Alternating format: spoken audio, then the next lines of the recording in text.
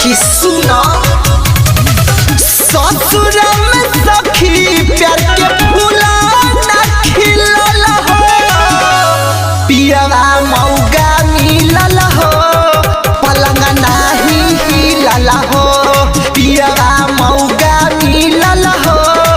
पलंग नाही हिलल हो हमारा कटर से पेंसिल नहीं छिलल हो पियवा मौगा मिलल हो पलंग नाही हिलल हो पियवा मौगा मिलल हो पलंग नाही हिलल हो पलंग नाही हिलल हो Mixed by Vishnu नाही हिलल हो पियवा मौगा मिलल हो पलंग नाही हिलल हो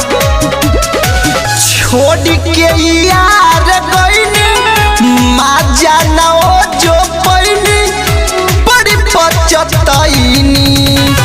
फूटल किस्मत हमर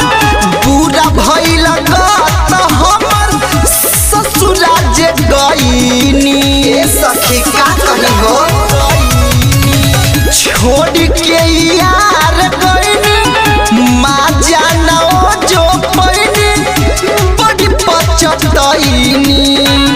फूटल किस्मत हमर